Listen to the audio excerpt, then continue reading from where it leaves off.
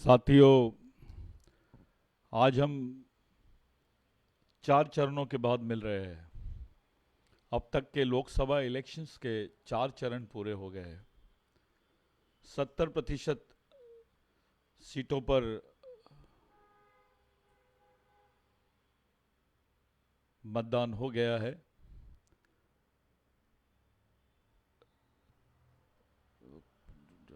काटो उसको,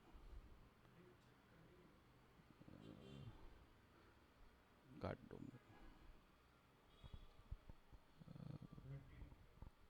फिर से भरता हूँ, वो आ जाएगा ना उसमें। साथियों, आज हम 4 चरणों के मतदान के बाद मिल रहे हैं और हम फिर से उसी विषय पर बात करने जा रहे हैं कि 4 चरणों में इस देश के दलित, आदिवासी, ओबीसी, माइनॉरिटी और जो धार्मिक अल्पसंख्यक है और उच्च वर्णीय है, उन तमाम लोगों ने इस देश के धर्मनिरपेक्ष लोकतांत्रिक संवैधानिक लोकतंत्र पर विश्वास किया है। ये चुनाव जो है, ये चुनाव नहीं, हम सब लोगों के लिए, इस देश के प्रत्येक नागरिक के लिए चुनौती है। हमने देखा है कि पूरा चुनाव एक अलग मौसम में, एक अलग माहौल में हो रहा है। 4 चरणों में हम लोगों ने इस बात की अनुभूति की कि लोगों ने इस देश के सभी मुद्दों से बड़ा मुद्दा संविधान को माना है और संविधान के साथ साथ इस देश की महंगाई, इस देश की बेरोजगारी, इस देश की गरीबी, इस देश के बंधुत्व को टिकाने के लिए उन सभी सवालों के लिए लोगों ने खुल के सामने आके अपना मतदान किया है, अपने मतों को दान किया है। खास करके आदिवासी समाज, जिसने अब तक के इस देश के 72 लोकसभा सीटों पर अपना मतदान किया है। मैं इसलिए इन शब्दों का इस्तेमाल कर रहा हूं क्योंकि इसमें आरक्षित, आदिवासियों के लिए आरक्षित सीटें और आदिवासी बहुल सीटें जहां अन्य लोग लड़ रहे हैं, जहां पे आदिवासी वोट बैंक एक बड़ी तादाद में मौजूद है, ऐसे सीटों पे अब तक के चुनाव आया है।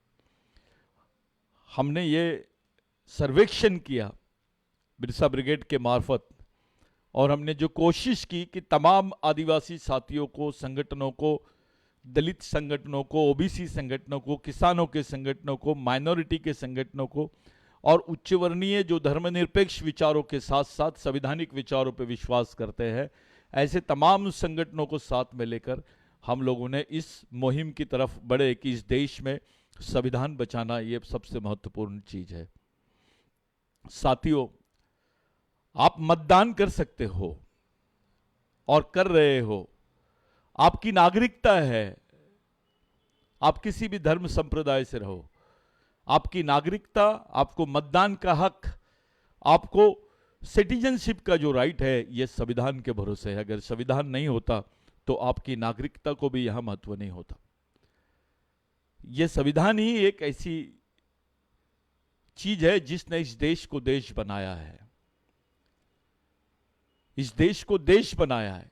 संविधान एक ऐसी चीज है। और इस चुनाव के पहले जिस तरीके की बयानबाजी कुछ संविधान विरोधी लोगों ने, लोकतंत्र विरोधी लोगों ने, जो वर्चस्ववादी राजनीति करना चाहते हैं, जो एक अधिकारी सत्ता को स्थापित करना चाहते हैं, ऐसे लोगों ने इस देश में खुलेआम बोलना शुरू किया कि हम इस देश को, इस देश के संविधान को बदल देंगे। और उसके लिए नारा भी दिया गया, अब की बार 400 पार। ये जो नारा था, ये वास्तविकता में संविधान से ही जुड़ा हुआ नारा था। ये संविधान की भूमिका, उसकी मुख्य भूमिका, उसके प्रस्ताव को, उसका जो बेसिक प्रस्ताव है, उसी को चेंज करने के मानसिकता वाले लोगों ने ही बयान दिया कि हम संविधान को बदलना चाहते हैं।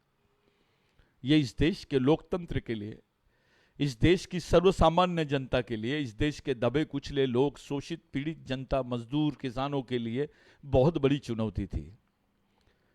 4 चरणों में जिस तरीके का परफॉर्मेंस अभी हम लोगों ने देखे, खासकर आदिवासी सीटों पर, आदिवासी बहुल सीटों पर, ये संविधान के पक्ष में गया। और इतना ही नहीं, यहाँ का सिख हो, जैन हो, बौद्ध हो, ईसाई हो, मुस्लिम हो, हिंदू हो, इन तमाम लोगों ने सभी मुद्दों से बड़ा मुद्दा संविधान को माना है। इस देश का संविधान सबसे सर्वोपरि है। वहां भगवान राम का मुद्दा नहीं आया, वहां जात का मुद्दा नहीं आया, धर्म का मुद्दा नहीं आया। कुछ लोगों ने हिंदू मुस्लिम करने की कोशिश की, उसको भी लोगों ने इनकार कर दिया, उसको भी ठुकरा दिया लोगों ने। फिर कुछ लोगों ने इंडिया पाकिस्तान करने की कोशिश की, उसको भी ठुकरा दिया लोगों ने। फिर एक धार्मिकता की तरफ देश को ले जाने की कोशिश किया गया, इलेक्शन को डाइवर्ट करने की कोशिश की गई, लेकिन देश का जो युवा है उसने इस थ्योरी को भी रिजेक्ट कर दिया। जो सत्ताधारी पार्टी है उसकी वास्तविकता देखने में आई 4 चरणों में। इस वास्तविकता को देखे बगैर आप आगे इलेक्शन में मत देखिए। जो मणिपुर में हुआ, मैं ये बात को इसलिए दोहरा रहा हूं कि ऐसे समय मणिपुर की घटना सामने आई जब देश का राष्ट्रपति आदिवासी है, मणिपुर का राज्यपाल आदिवासी है, मणिपुर की राज्यपाल आदिवासी है, दोनों महिलाएं हैं। और उसी मणिपुर में खुलेआम आदिवासी महिलाओं को नंगा घुमाया गया और खुलेआम उन पर गोली बरसाई गई। ये दृश्य, ये घटना पूरे देश के नागरिकों को, केवल आदिवासी नहीं, दलित ही नहीं, तो तमाम नागरिकों को, तमाम धर्म संप्रदाय के लोगों को इस घटना का बहुत दुख हुआ। और ये माना गया, देखने में आ रहा है कि यह घटना की चर्चा अंतर्राष्ट्रीय स्तर पे होती है। इस घटना की चर्चा अंतर्राष्ट्रीय स्तर पे हो रही है, यूएन तक के इस घटना का उल्लेख हो रहा है, लेकिन भारत की राजनीति में इस घटना का कोई उल्लेख नहीं हुआ।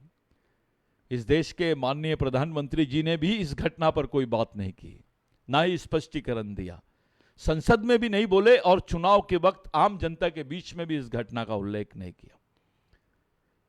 इससे 2 बातें समझ में आती है कि इस घटना को अंजाम देने वाले लोग कौन, और इस घटना से किसको दुख हुआ है। आम आदमी को दुख हुआ है, इस देश के सर्वसामान्य नागरिक को दुख हुआ है। और कुछ जगह सर्वे करने में आया कि इस घटना की वजह से ही लोगों ने इस देश की सत्ताधारी पार्टी को नकार दिया है और खुलेआम संविधान, धर्मनिरपेक्षता, बेरोजगारी, महंगाई के खिलाफ और लोगों के उत्पीड़न के खिलाफ, किसानों के उत्पीड़न के खिलाफ लोगों ने वोट दिया है।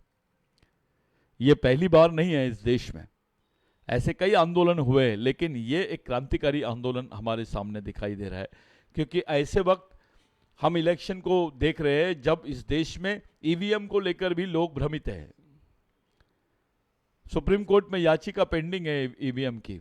लोग अभी भी ऐसा शक करते हैं कि सत्ताधारी लोग ईवीएम का इस्तेमाल करके फिर से सत्ता को काबिज कर लेंगे।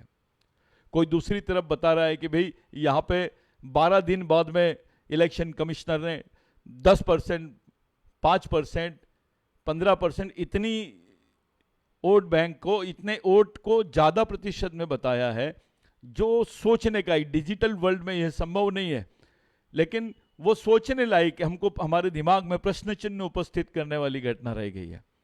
कई जगह मशीनें खराब हुई, आदिवासी क्षेत्रों में भ्रामक प्रचार किया गया, लेकिन आदिवासियों को इस बात का धन्यवाद देना होगा इस देश के इंडिया गठबंधन को कि आदिवासी डगमगाए नहीं। तमाम आदिवासियों ने संविधान के पक्ष में, अपने अधिकारों के पक्ष में वोटिंग किया है। ये भारत के इतिहास का पहला इलेक्शन है जब आदिवासियों ने पूरे संवैधानिक पक्ष को लेकर, लोकतंत्र के पक्ष को लेकर, अपने आने वाली जनरेशन के पक्ष को लेकर वोटिंग की है। ये सूझबूझ वाली, सामाजिक सूझबूझ वाली जो वोटिंग हुई है, जो मतदान हुआ है, वो तारीफ काबिल है। अब हम 4 चरणों को फेस कर दिए, 70% सीटों पर चुनाव हो चुका है, केवल 30% सीटें बाकी है, जिसमें झारखंड, हरियाणा, दिल्ली, पंजाब, उत्तर प्रदेश, बिहार और महाराष्ट्र का कुछ हिस्सा, ऐसे अन्य हिस्से बाकी है। मैं तमाम नागरिकों से और आदिवासी भाइयों से विशेषकर यह अपील कर रहा हूं कि देश की वास्तविक परिस्थिति को समझिए।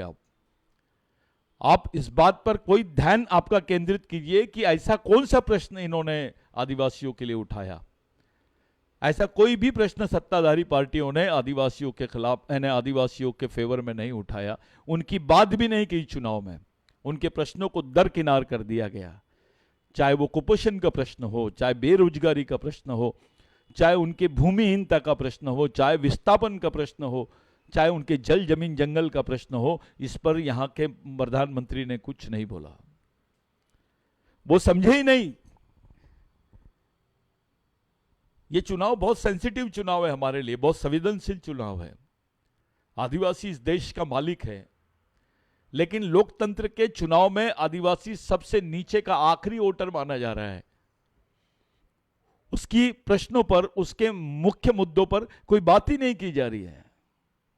मैं धन्यवाद देना चाहता हूं इंडिया गठबंधन के लोगों को, चाहे पवार साहब हो, चाहे उद्धव ठाकरे जी हो, चाहे ममता बनर्जी हो, चाहे लालू यादव जी हो, या समाजवादी पार्टी के लोग हो, अखिलेश यादव जी हो, और अन्य हमारे कम्युनिस्ट पार्टी के लोग हो, और खास करके राहुल गांधी जी हो। ये तमाम लोगों ने हर मीटिंग में, हर सभा में, इनके हमने जो वीडियो देखा है उसमें आदिवासियों का उल्लेख हुआ है। और जो उल्लेख आदिवासियों का हुआ है, ये उल्लेख ही इस देश के वास्तविक समीकरण का मुद्दा रहेगा। आने वाले समय में अगर इस देश में सत्ता परिवर्तन भी होती है तो वो आदिवासियों के ही बेस पर सत्ता परिवर्तन होगी। इसकी हमको पूरी उम्मीद है और पूरा विश्वास है कि ये सत्ता परिवर्तन आदिवासी वोट बैंक की वजह से ही होगा। जिन आदिवासियों को इस देश में माइनॉरिटी कहा गया, उन आदिवासियों के पक्ष में यहाँ का दलित, ओबीसी, अल्पसंख्यक लोग और अन्य भाई भी जो समाजवादी विचारधारा को और देश के राष्ट्रवादी विचारधारा को पे विश्वास करते हैं, धर्मनिरपेक्षता पे विश्वास करते हैं, संविधान पे विश्वास करते हैं, उन तमाम नागरिकों ने आदिवासी मुद्दों पर बहुत महत्वपूर्ण उसकी दखल ली। और ये दखल आने वाले समय पर भी होगी, ऐसी उम्मीद हम लोग करते हैं। आज के दिन सिर्फ 3 चरण बाकी है। इन 3 चरणों में करीब 85 से 90 सीटों का चुनाव बाकी है। हमें तय करना होगा कि ये 90 सीट भी संवैधानिक पक्ष में जाए, क्योंकि इस देश में सबसे बड़ा मुद्दा संविधान है। संविधान है तो आरक्षण का मुद्दा होगा, संविधान है तो नागरिकता का मुद्दा होगा, संविधान है तो आपकी हिस्सेदारी का मुद्दा आएगा, संविधान है तो आपके विकास का मुद्दा आएगा, संविधान है तो आपके सुरक्षा का मुद्दा आएगा, संविधान है तो न्याय का मुद्दा आएगा। क्योंकि संविधान नहीं होने से ये मुद्दे आपके खड़े नहीं हो पाएंगे। ये संवैधानिक व्यवस्था में हम लोग इन मुद्दों को खड़ा कर सकते हैं। संविधान के बगैर ये बात नहीं की जा सकती इस देश में। चाहे जर्मनी में हिटलर की बात कीजिए, कहीं पर भी बगैर संवैधानिक ढांचे के ये बात नहीं हो पाई है। और भारत ये सबसे विशिष्ट किस्म का देश है। इस देश में सभी धर्म संप्रदाय के लोग रहते हैं, सभी धर्म संप्रदाय के लोग रहते हैं। और ऐसा वर्ग भी रहता है इस देश में जो किसी धर्म को नहीं मानता, वो अपनी संस्कृति पे विश्वास करता है, वो आदिवासी है। जो इस देश की प्राचीन संस्कृति को आज भी जप रहा है, उसको मानता है, उसका पालन कर रहा है। जो मोहनजोदारो, हड़प्पा, सिंधु संस्कृति की जो विरासत है वो आदिवासियों के पास में आज भी मौजूद है। इसलिए ये जो इलेक्शन है, जो चुनाव है, इस चुनाव में हमको उन विचारों का भी चुनाव करना है जो विचार इस देश की वास्तविक व्यवस्था के फेवर में है। इस देश के गरीब, शोषित, दलित, पिछड़े, किसान, मजदूरों के फेवर में है, उनके पक्ष में है, उनकी वकालत कर सकती है जो विचारधारा। उस विचारधारा को चुनने की जरूरत है। यह सही है कि हम अलग अलग पार्टी में बटे हुए लोग हो सकते हैं, इसके बावजूद भी आपको समाज में वास्तविकता को खड़ी करनी पड़ेगी, उसकी सत्यता की तरफ हमको जाना पड़ेगा। जो बुनियादी ढांचा है विचारों का उसको समझना पड़ेगा, क्योंकि हमको कंफ्यूज कर रहे हैं। अगर इनसे हम करप्ट नहीं होते हैं, करेक्ट नहीं होते हैं, तो ये हमको कंफ्यूज कर देते हैं। सावधानी बरतनी होगी हमारे नेताओं को, जमीन पे काम करने वाले सामाजिक कार्यकर्ताओं को। आप अपेक्षा मत करो कौन सा कैंडिडेट क्या है, आज ये तय करो कि हमको क्या नहीं होना, कौन सी विचारधारा हमारे लिए फेवरेबल है, कौन सी विचारधारा हमारे को नहीं होना, ये आपको तय करनी पड़ेगी। हमारे सामने पर्याय इंडिया गठबंधन है।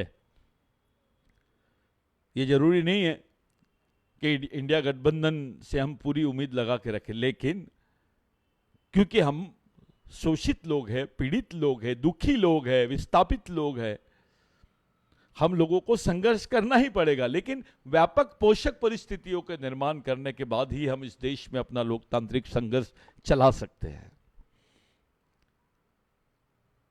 पूरे इलेक्शंस में आप लोगों ने एक बात देखी होगी, हर आदमी, किसी भी धर्म का आदमी रहे, वो सहमा हुआ है। इस देश के चारों चरणों की चुनाव में एक चीज पाई गई है कि इस देश के प्रत्येक नागरिक ने साइलेंस वोटिंग की है। उसको बोलते हैं हम लोग खामोश मतदान, खामोशी मतदान। वो खामोश है, वो बोल नहीं रहा है और मतदान भी कर रहा है। और ऐसा आदमी बहुत गंभीरता से मतदान करता है, वो किसी लालच में नहीं आकर मतदान कर रहा है। पूरा देश एक तरफ होने जा रहा है। पूरे देश के कुछ लोग, बहुत अच्छी बात है, कुछ पत्रकार लोग, कुछ जर्नलिस्ट लोग, कुछ यूट्यूबर, फेसबुक और जो सोशल मीडिया है, इन लोगों ने कुछ मुद्दों को जिंदा रखा, जिसकी बदौलत आज समाज में कुछ जागृति और इलेक्शंस को लेकर लोगों के दिमाग में कुछ बातें निर्माण हो गई, जो उनको एक स्टडी के रूप में वो लोगों ने उससे सबक लिया है। ये बहुत बड़ी भूमिका रही है सोशल मीडिया की, क्योंकि हम मजदूरों में, किसानों में और आदिवासियों में काम करते हैं। हमने ये सर्वे किया कि ये चारों चरणों में क्या हुआ है, तो मुझे ऐसा महसूस हुआ और उसकी रिपोर्टिंग ऐसी आई कि ये चारों चरणों में 80% आदिवासी समाज संविधान के पक्ष में था, इंडिया गठबंधन के पक्ष में आदिवासियों ने वोट किया। और इसके पीछे का मुख्य कारण है संविधान। कांग्रेस पार्टी नहीं है, कोई और पार्टी नहीं है, वो संविधान पे विश्वास कर रहे हैं, वो संविधान को बचाने की कोशिश कर रहे हैं लोग। हर आदमी सोच रहा है कि नहीं, संवैधानिक व्यवस्था बचनी चाहिए, नहीं तो इस देश में तानाशाही आ जाएगी, हुकुमशाही हो जाएगी, डिक्टेटरशिप आ जाएगी। उस डिक्टेटरशिप को चेस नहीं कर पाएगा, क्योंकि वो डिक्टेटरशिप पूंजीवाद पर आधारित रहेगी। और पूंजीवाद इतनी महाशक्ति होती है, अभी तो राष्ट्रीय पूंजीपति वर्ग का अंतरराष्ट्रीय पूंजीपति वर्ग में परिवर्तित हो गया, दोनों में समन्वय स्थापित हो गया। जो पूंजीवाद है भारत में, वो सशक्त होते चले जा रहा है। और सशक्त पूंजीवाद जो होता है, उसके पास में धर्म और भगवान दोनों गिरवी रहते हैं, उसके पास में संविधान गिरवी रहता है, आपके अधिकार गिरवी रहते हैं। वो केवल मुनाफा और उनके हितों के लिए उस व्यवस्था में परिवर्तन करते रहते हैं, जिसका जीता जागता उदाहरण है इस देश के राष्ट्रीय एजेंसियों का निजीकरण। निजीकरण यानी आरक्षण विरोधी धोरण, निजीकरण यानी आपकी आरक्षण से पाए जाने वाले पदों का खात्मा, एयरपोर्ट का निजीकरण, रेलवे का निजीकरण, एमएससीबी का निजीकरण, अलग अलग विभागों का निजीकरण, और ठेकेदार के हाथ में वो कमांड, जिसको आउटसोर्सिंग बोलते हैं आप। यानी आप काम करोगे, उसकी 25% निधि वो जो ठेकेदार है उसके इसमें ऑटोमेटिक चले जाएगी, कोई रोल नहीं उसका। ये पूंजीवाद का एक प्रकार है, ये पूंजीवाद से प्रोत्साहित होने वाली व्यवस्था है। जो ठेकेदारी पद्धत आपको दी गई है, आपको ठेकेदारी पद्धत में, यानी आपको ठेकेदारी में नौकरी नहीं मिलेगी, केवल काम मिलेगा। काम और नौकरी दोनों में फर्क है। ये देश को काम देने की बात कर रहे हैं, नौकरी देने की बात नहीं कर रहे। एक बात बिल्कुल सही थी कि इस देश में 30 लाख पद अभी भी खाली है। वो 30 लाख पद भरने का वादा कांग्रेस पार्टी और इंडिया गठबंधन के लोग कर रहे हैं। इन पर हमको विश्वास करना पड़ेगा। कल ये क्या करते हैं, अगर कल ये लोग भी ना करें तो हमको तो रास्ते पे आना पड़ेगा। लेकिन आज हमारे सामने कोई पर्याय नहीं है, हमको विश्वास करने के अलावा हमको कोई पर्याय नहीं है। अगर 30 लाख पद इस देश में भरे जाते हैं शासकीय नौकरी के, तो देश की जो शासकीय व्यवस्था है वो मजबूत भी होगी। और 30 लाख अगर एक परिवार में 5 लोग भी रहे तो 1.5 करोड़ लोगों का परिवार का हम लोग काम कर सकते हैं। 1.5 करोड़ परिवारों को उस बेल्ट से निकाल सकते हैं। आदिवासी तो बहुत बुरी तरह फंसे हैं। जो जल जमीन जंगल की बात करते हैं, जंगल पर जो वन उपज है उस पर उनका जीवन है, जमीन पर उनका जीवन है और पानी पर उनका जीवन है। ऐसे आदिवासी क्षेत्रों में अभी उनका विस्थापन शुरू हो गया है। सरेआम ये लोग जंगलों को काट रहे हैं। सरेआम इस गवर्नमेंट ने वन अधिकार बिल सुरक्षा कानून बनाया है, जिसको हम लोगों ने सुप्रीम कोर्ट से स्टे किया है। अभी उस पर सुनवाई शुरू होने वाली है। साथियों, हमने पिछले 10 सालों में एक बात की अनुभूति की कि जो सरकार हमारे साथ कंधे से कंधा मिला के चलना चाहिए था, उसी सरकार ने हमारे सामने नई और मजबूत तटस्थ समस्याओं को निर्माण कर दिया। उसको हमारे सामने खड़ा कर दिया, उन समस्याओं को। जो साथी इस बात को समझ रहे हैं कि किसी भी तरह से हमारे लिए कोई संगठन, कोई व्यक्ति, कोई पार्टी ये महत्वपूर्ण चीज नहीं है, समाज महत्वपूर्ण चीज है। संविधान नहीं था तो आपकी जिंदा रहने का जो आश्वासन है, जो जिंदा रहने की शाश्वती है, वो आपकी सामाजिक व्यवस्था देती थी। और उसी सामाजिक व्यवस्था को ध्वस्त किया गया है, उसी आदिवासी सामाजिक सांस्कृतिक व्यवस्था को ध्वस्त किया गया है। आज हमारे लिए तमाम आदिवासी क्षेत्रों में आप देख रहे हैं खुलेआम आदिवासी क्षेत्रों में क्या हो रहा है, किस तरीके से आदिवासियों का विस्थापन, उनका शोषण, उनका दमन कैसे हो रहा है, ये आप सब लोग देख रहे हैं। ये वो देश है जहां पर गाय का मांस खाने की जो कीमत है अपनी जान से चुकानी पड़ती है। मार दिया जाता है, वो आदिवासियों को भी मारने की घटनाएं सामने है। मांस खाने पर उसको मौत की सजा दी जा रही है। ये बड़ी विचित्र बात है इस देश में। जिसको हम मां बोलते हैं, जिस गाय को हम मां बोलते हैं, हम उसके दूध का व्यापार करते हैं। बछड़े के हिस्से में हम अपनी हिस्सेदारी करते हैं। ये आदिवासी संस्कृति नहीं हो सकती और है ही नहीं आदिवासियों में। ये अपनी मां के दूध का हम व्यापार करते हैं। वो भी तो दूध जो है वो भी एक ब्लड का पार्ट है। उसका उपयोग, उसका उपभोग करना चाहिए। हमने एक अलग सोच है जिसके जो इस चीज को रिप्रेजेंट कर रही है, इस देश के कल्चर को बात कर रही है वो चीज, लेकिन वो अधूरी है। उसको पूर्णता देखने की जरूरत है। आपस में लोग लड़ रहे हैं धर्म के नाम पे, जात के नाम पे, और इस पूंजीवादी खेल का सबसे बड़ा अगर शिकार कोई समाज हो रहा है इस देश में तो वो आदिवासी है। दलित हो रहा है, ओबीसी हो रहा है, किसान हो रहा है, मजदूर हो रहा है, ये बात सही है, लेकिन सबसे ज्यादा इसकी मार जो है वो आदिवासियों को चुकानी पड़ रही है। उसकी कीमत आदिवासियों को चुकानी पड़ रही है, क्योंकि मार सबसे ज्यादा आदिवासियों पर पड़ती है। आदिवासी क्षेत्र पूरी तरह सहमे हुए हैं। आदिवासी क्षेत्रों के नागरिक पूरी तरह डरे हुए हैं। आदिवासी क्षेत्रों के लोग ये सोच रहे हैं कि क्या किया जाए, क्या होना चाहिए। हमारे कुछ नेता समाज में जाकर समाज के लोगों को बरगलाकर उनको मिसगाइड करने का काम कर रहे हैं। कुछ पढ़े लिखे लोग हैं, छोटे छोटे स्वार्थ के लिए अपने ही समाज के खिलाफ में काम कर रहे हैं। ऐसे लोगों से सावधान रहना पड़ेगा हमको। हमारी लड़ाई हमारे अधिकारों को जिंदा रखने की है। हमारी लड़ाई हमारे संविधान को, हमारे लोकतांत्रिक अधिकारों को और उस संविधान में जो हमारे लिए प्रावधान है उसको जिंदा रखने की है। हमारी लड़ाई हमारी सामाजिक जीवन को जिंदा रखने की है। हमारी लड़ाई इस देश के भाईचारे को जिंदा रखने की है, इस देश के धर्मनिरपेक्षता को जिंदा रखने की है। हम लोग किसी के बहकावे में ना आकर केवल ईमानदारी से इस देश के बारे में सोचे, इस देश के संविधान के बारे में सोचे। ये आदिवासियों को इसलिए सोचना पड़ेगा क्योंकि वो ऐसा वर्ग है जो अभी व्यवस्था से बाहर होने की कतार में है। हमें मुक्त प्रवाह से ही बाहर कर दिया जाएगा। जब आपसे आपकी जमीनें छीन ली जाएगी, जब आपसे आपके जंगल छीन लिए जाएंगे, जब आपसे आपके अधिकार छीन लिए जाएंगे, तब आपकी वास्तविकता, आपका इस अस्तित्व कैसे रहेगा? यह प्रश्न है। क्या इस देश का आदिवासी जिंदा रह पाएगा? क्या इस देश का किसान जिंदा रह पाएगा? क्या इस देश का मजदूर जिंदा रह पाएगा?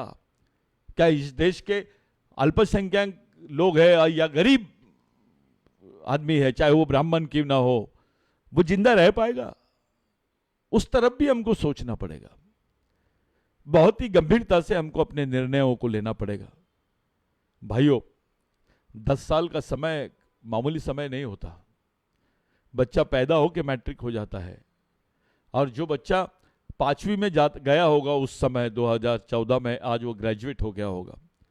और जो बेचारा बच्चा ग्रेजुएट होगा वो आज बेरोजगार होकर ग्रेजुएट रह के, पोस्ट ग्रेजुएट रह के सड़क पर काम कर रहा होगा, क्योंकि उसको नौकरी नहीं मिली। आपने आश्वासन तो बहुत दे दिया, लेकिन उसको नौकरी नहीं दे पाए, उसके हिस्से में कुछ नहीं आया। इस बात का दुख या इस बात का कोई विश्लेषण भी सत्ताधारी पक्ष की तरफ से नहीं हो रहा है। हमारे लिए चाहे आदिवासी क्षेत्र हो, आरक्षित क्षेत्र हो या गैर आरक्षित क्षेत्र हो, इन तमाम जगह पर पूरे आदिवासी समाज की जो कैडर है, चाहे आप किसी भी संगठन में रहो, जो बिरसा ब्रिगेड के विचारों पर, बिरसा मुंडा के, टंट्या भील के, राघोजी भांगरे के, सिद्धू कानू के और तमाम हमारे शहीदों के विचारों पर भरोसा करते हैं, उनकी भूमिका बहुत बढ़िया है। उनकी भूमिका बहुत ही संवेदनशील है। याद रखिए, इस देश के संविधान को बचाने का मुख्य कार्य अगर कोई कर सकता है तो वो आदिवासी है। इस देश के लोकतंत्र को बचाने का कोई मुख्य कार्य कर सकता है तो वो आदिवासी है। इस देश के जल, जमीन, जंगल को बचाने का काम अगर कोई कर सकता है तो वो आदिवासी है। आप इस देश के प्रथम नागरिक हो। You are the first citizen of India. We are the first citizen of India. इस देश के मूल मालिक है हम। हमारी भूमिका बहुत बड़ी हो सकती है। साथियों, हम भले आर्थिक रूप से गरीब रहे, लेकिन विचारों से गरीब रहना ये अभिशाप नहीं, ये बहुत बड़ी कमजोरी है हमारी। तो हमको वैचारिक रूप से जागरूक होना है। उन विचारों के लिए, अपनी आने वाली जनरेशन के लिए हमको सोचना होगा। जहां हमारी कोई बात नहीं कर रहा है, जहां हमारी कोई संवेदनशीलता, हमारे प्रति किसी के दिल में संवेदनशीलता सत्ताधारियों के पक्ष में नहीं दिखाई दे रही है, हम कैसे वोट करें? क्यों वोट करें? ये हमको डरा धमका के, बहला के, फुसला के अपना वोट, आपका वोट उनके पक्ष में करना चाहते हैं। इन बातों से आपको सावधान रहना है। जो 5वां, 6वां और 7वां चरण है, ये इन चरणों में आपके जो दोस्त भाई है, चाहे वो किसी भी धर्म का हो, किसी भी संप्रदाय का हो, किसी भी जाति का हो, उसको समझाओ कि हमारे लिए इस देश में भाईचारा, इस देश में धर्मनिरपेक्षता, इस देश में संविधान, इस देश में नागरिकता और इस देश में अपने अधिकार, ये महत्वपूर्ण स्थान है सभी धर्मों के और किसी भी व्यक्ति का। उस महत्वपूर्ण मानवीय स्थान को बनाए रखने के लिए इस देश के संविधान को जिंदा रखना, उसको सुरक्षित रखना, उसकी सुरक्षा करना, ये हमारा प्रथम दायित्व हो जाता है। मेरे लिए, आप तमाम लोगों के लिए ये बहुत महत्वपूर्ण प्रसंग है। ऐसे प्रसंग में हम लोग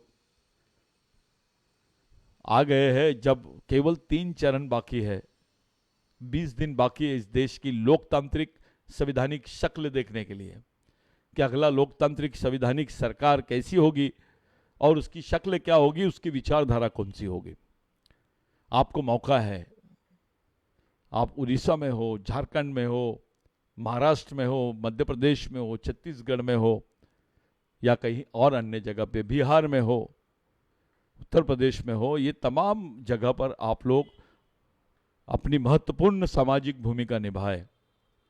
जो लोग सामाजिक रूप से जागरूक है वो इस चुनाव को चुनाव ना समझते हुए एक आंदोलन और एक संघर्ष के रूप में देखें, क्योंकि ये संघर्ष ही है, ये हमारा आप लोगों का संघर्ष ही है कि हम इस देश को बचा सकते हैं।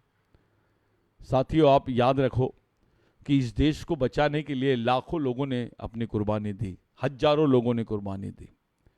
जितने लोग वर्ल्ड वॉर में नहीं मरे, उतने लोग अंग्रेजों से लड़ते लड़ते, यहाँ के जमींदारों से लड़ते लड़ते अपनी प्राण गंवा दिए, उनके खिलाफ में बगावत की है। आज का दिन और आज का समय हमें इस बात पर सोचने के लिए मजबूर करता है कि अगला नेतृत्व क्या रहेगा समाज का और देश का। इसलिए अपने वोट की कीमत जानो, अपने वोट को पहचानो, अपने अधिकारों को पहचानो और उसका सही और शुद्ध इस्तेमाल करो। ये मिशन की तरफ से, बिरसा ब्रिगेड की तरफ से तमाम देश के नागरिकों को और ये मुख्यतः इस देश के आदिवासियों को, चाहे वो किसी प्रदेश का भी हो, उसको ये अपील है कि अपने अधिकारों का इस्तेमाल करें, अपने भविष्य को देखें, अपने आने वाली जनरेशन को देखें और उसके बाद वो निर्णय ले और इंडिया गठबंधन के साथ में खड़ा हो। मैं बार बार इंडिया गठबंधन इसलिए बोल रहा हूं क्योंकि अपने पास कोई दूसरा पर्याय आज नहीं है। इस समय हमको दो में से एक ही चीज चुननी है, या एनडीए या इंडिया। एनडीए का जो गठबंधन है वो वनवासी कहकर आदिवासियों को पुकारने वाला है, और जो इंडिया का गठबंधन है वो आदिवासी कहकर आदिवासियों को पुकारने वाला है। जो विचारधारा आपके अस्तित्व को नकारती है, एक ऐसी विचारधारा की तरफ हमारे सामने खड़ी है, और दूसरी वो विचारधारा जो आपके अस्तित्व को सर्वमान्य करती है, सबके सामने मान्य करती है और उसको प्राथमिकता देती है कि नहीं, ये देश में सबसे पहला नागरिक आदिवासी है। आप इस देश के पहले नागरिक हो, और आप केवल नागरिक ही नहीं तो इस देश के मालिक भी हो। इसलिए इस देश के संविधान को और इस देश की संवैधानिक लोकतांत्रिक व्यवस्था को जिंदा रखने की सबसे पहले अगर जवाबदारी किसी की होती है तो वो आदिवासियों की होती है, क्योंकि आदिवासियों का जीवन बगैर संविधान के संभव नहीं है इस देश में। इट्स एग्रीमेंट, ये एक समझौता है कि आदिवासी विद्रोह को रोकने के लिए संविधान एक समझौता है। वैसे तो सभी वर्गों के लोगों ने इस देश को आजादी में बहुत बड़ा सहयोग दिया, लेकिन यह सच है कि 70% लड़ाई आदिवासियों ने लड़ी। डॉक्टर बाबा साहब अंबेडकर उल्लेख करते हैं कि जो एबोरिजिनल्स है, जो इस देश के मूल मालिक है, जो एबोरिजिनल ट्राइब है, उनको उनके अधिकारों से वंचित नहीं रखा जा सकता है। परंतु इस देश का दुर्भाग्य है कि यहाँ के आदिवासियों की जो हालत है, विश्व के किसी देश के आदिवासियों की ऐसी बुरी हालत नहीं होगी जो भारत के आदिवासियों की हालत है। इस पर कोई बात नहीं किया। मैं कांग्रेस का घोषणा पत्र पढ़ा, मुझे अच्छा लगा कि कुछ बातें उन्होंने स्पष्ट तौर पे करी, लेकिन इसके भी आगे एक स्टेप बढ़ने की जरूरत है। हम मांग करेंगे कि कांग्रेस आदिवासियों को अंतर्राष्ट्रीय मान्यता दिलाए। जो संयुक्त राष्ट्र संघ का मूल निवासियों के लिए संविधान बनाया गया, उसमें जो प्रावधान किया गया है, उस प्रावधान का हिस्सा भारत का आदिवासी बने और वो उसका हकदार भी है।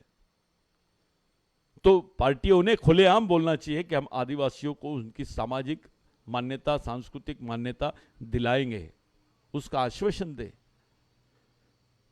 आप लोग शांति से एक दूसरे के संपर्क में आओ और चिंतन करो कि आपके लिए, आपके आने वाली पीढ़ी के लिए क्या अच्छा है। एक तरफ इंडिया गठबंधन, दूसरी तरफ एनडीए गठबंधन, ये दोनों में से एक चुनना है आपको। हमारे लिए, मैं ऐसा मानता हूं कि इंडिया गठबंधन ये बहुत महत्वपूर्ण गठबंधन रहा है। इस गठबंधन की वजह से लोगों में विचार विकसित हुए हैं, अपने अपने शैली से, अपने अपने तरीके से ये वोट करवा रहे हैं, लोगों को समझा रहे हैं। ये बहुत महत्वपूर्ण है। आज के दिन हम उस संविधान को बचाने की बात कर रहे हैं साथियों, जो वर्ल्ड का सबसे स्ट्रेट फॉरवर्ड, वर्ल्ड का सबसे बड़ा और वर्ल्ड का सबसे सेंसिटिव संविधान है जो डॉक्टर बाबा साहब अम्बेडकर ने बनाए और उनके साथियों ने बनाए। ये जो संविधान है, इसकी रक्षा, इन कानूनी प्रावधानों की रक्षा करना हमारा प्रथम दायित्व है। आदिवासी ही कर सकता है इन सब चीज़ों को, दूसरे नहीं कर सकते। इसलिए आपसे विनंती है कि आप आने वाले समय में जो 3 चरणों का चुनाव है, इन 3 चरणों के चुनाव में इंडिया गठबंधन को ही जीता है। ये बिरसा ब्रिगेड की अपील है आपसे।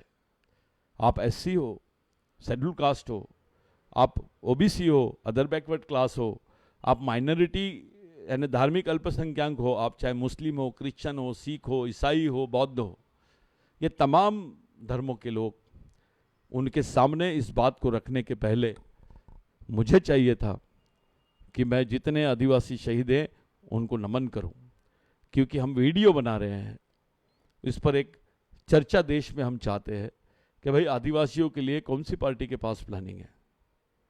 अगर वो प्लानिंग नहीं है तो फिर आदिवासियों से वोट मांगने का आपको नैतिक अधिकार है क्या? 70 साल बाद भी आदिवासियों के साथ जो व्यवहार नागपुर में हो रहा है उसकी दखल किसी ने नहीं ली। और केवल नागपुर में नहीं, छत्तीसगढ़ में, मध्य प्रदेश में, बाकी अलग अलग राज्यों में वो दखल ली जा रही है, लेकिन उसको दबाया जा रहा है। मेरे साथ आप लोग भी, बिरसा ब्रिगेड, आदिवासी बचाओ आंदोलन, आदिवासी विचार मंच, इन तमाम संगठनों के साथ, गोंडवाना इंटेलेक्चुअल फोरम, इन तमाम संगठनों के साथ में हम लोग इस 3 चरणों के, आने वाले 3 चरणों के चुनाव के बाद नागपुर में 9 जून को बैठने वाले हैं, जिस दिन हमारे महामानव क्रांति सूर्य धरती आबा भगवान बिरसा मुंडा का पुण्यतिथि है, शहीद दिन है। उस दिन हम लोग नागपुर में बैठने वाले हैं, इसकी समीक्षा करने वाले हैं कि देश में इस बार हमारा परफॉर्मेंस क्या था, हमारे मूवमेंट का परफॉर्मेंस क्या था, ये बताने की ज़रूरत है। इस बात पर गौर करने की ज़रूरत है, इसकी समीक्षा करना हमारा परम दायित्व है। भाइयों, ये जो मूवमेंट है, ये मूवमेंट केवल आदिवासियों की नहीं है, ये हर धर्म संप्रदाय के लोगों के साथ खड़े होकर उनको इस विचारधारा का परिचय कराकर उनको सामने मैदान में उतारने की लड़ाई हम लोग लड़ रहे हैं। बहुत सारे परेशानियों का सामना करना पड़ता है। जब लड़ते हैं तो लोग बोलते हैं ये नक्सल समर्थक है, कुछ लोग और समर्थक बताते हैं। तो ये बहुत अच्छा मौका है आपको कि जो जो चीज़ों से आपको सताया गया है उन चीज़ों पर आप लोग ध्यान देकर मामला ख़त्म कर दो। मेरे लिए, आप तमाम लोगों के लिए ये बहुत महत्वपूर्ण है कि इस चुनाव के जो 3 चरण बाकी है उन तमाम सीटों पर हम ज़्यादा से ज़्यादा और हो सके तो पूरी सीटों पर एक अच्छा प्रभाव हम लोगों ने देना चाहिए।